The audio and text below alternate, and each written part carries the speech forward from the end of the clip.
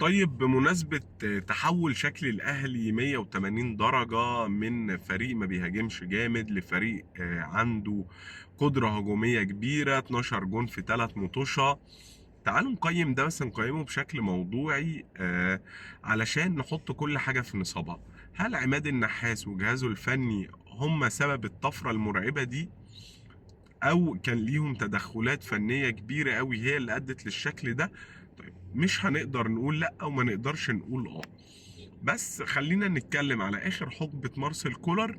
واي حد شاطر او فاهم كورة، ولازم يبقى شاطر على فكرة، ايه دوره اللي بيعمله لانقاذ اول 5 6 مطوشة، خصوصا في الفترة اللي تولى فيها عماد النحاس. مارسيل كولر في اخره كان عيوبه ايه؟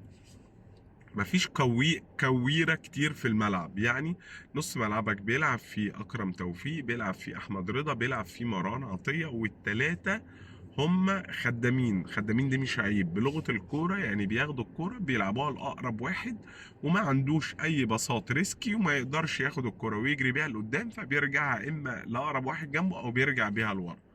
فأنت مفتقر عنصر المهارة في نص الملعب، وبالتالي المساكين، واللي هيبقى لينا كلام كتير عليهم، او خط الدفاع قلنا كلام كبير عليه بس في فيديو تاني، ما بيقدروش يسندوا على حد من وسط الملعب يطلع بالكوره. فكنا بنلعب الكور العاليه لقدام اللي في الاخر بتخلينا نفقد الاستحواذ بشكل كبير جدا. تمام. فده ظهر في ادائنا مع سان داون، ظهر في ادائنا مع بيراميدز، ظهر في ادائنا حتى مع الضعيف جدا جدا الزمالك. اغلبيه الفرق اللي احنا لعبناها كنا بنفتقد لحته الاستحواذ، وكانوا بيعملوا استحواذ علينا. ده ليه؟ لان نص ملعبك اللي موجود ما فيهوش كويره. طيب ده رقم اتنين. عندك نسبة كبيرة من اللعيبة، واللعيبة العظمة الكبيرة محبطة وفي مشاكل مع المدرب. فده يعمل لك ايه؟ ده يعمل لك نيجاتيفيتي واثار سلبية جدا في اوضة اللبس. ومهما قلنا اللعيبة دي مرتبطة وبتعشق الاهلي وبلا بلا بلا، لا طبعا كان فيها ليها تأثير سلبي جدا جدا في اوضة اللبس. زي مين؟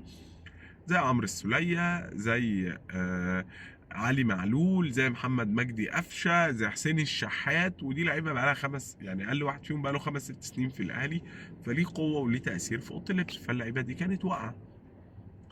طيب زائد قله الشغف عند كولر، والتارجت اللي ما بقاش موجود. وعنده تارجت واحد بس، ان هو يلعب كاس عالم الانديه. غير كده هو مش كير على اي حاجه تانية. دوري وخدت، افريقيا وخدت، كل حاجه وخدت، انا ناقص لي الحلم بتاعي يكتمل. طيب اي حد، فبالتالي مش كولر. طيب اي حد هيجي علشان ينجح لازم يعمل ايه؟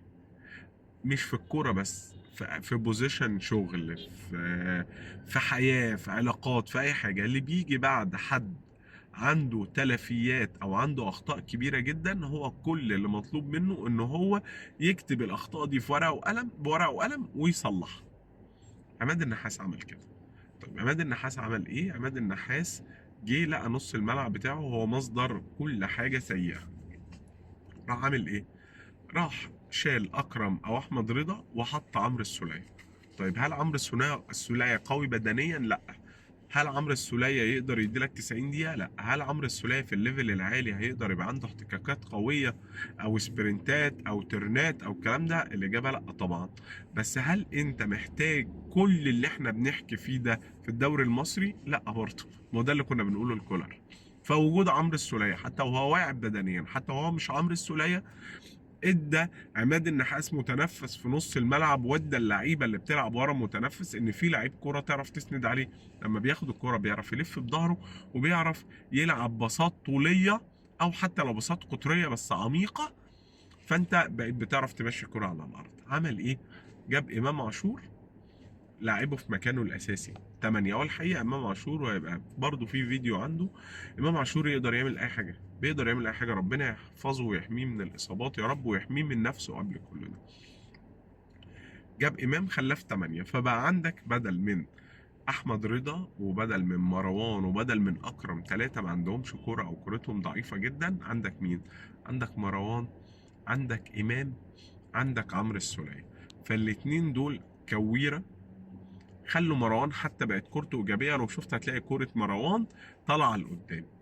فإمام بقى بياخد الكرة أو بيربط بين الثلاث خطوط، الدفاع والنص وقدام. فشفت السيطرة والاستحواذ على الكرة ده. ثانيا، ادى الثقة لأشرف بن شرقي، وفي فيديو هعمله عن أشرف بن شرقي، لأن احنا أو الجهاز الفني للأهلي ظلم بن شرقي جدا جدا جدا.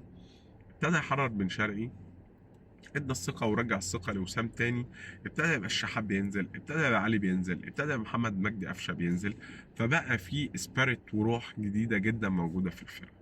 طيب، ده هل ده حاجة تقول ان عماد النحاس وحش او مش كريدت لعماد النحاس؟ بالعكس، في ناس كتيرة جدا ما تعرفش تنقل بالكوبري ده او النقطة الفاصلة دي لبر الامان. فعماد النحاس عملها وعملها بشكل كبير جدا.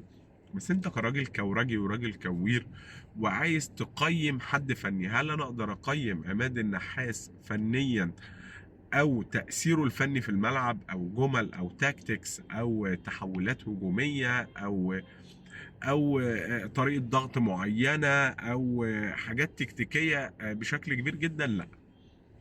علشان ابتدي اقيم عماد النحاس فلسه قدامي 5 6 7 ماتشات تاني. فهل ده برضو يعيب عماد النحاس؟ لا، عماد النحاس ادى ان شاء الله ربنا يكمله على خير وياخد الدوري، ادى دوره بشكل كبير جدا. مش عايزين نغفل دور محمد شوقي، كان ليه دور عظيم. محمد شوقي هيبقى كادر محترم كبير جدا في الاهلي قدام ان شاء الله. وبسطت بانضمام نجيب للجهاز الفني.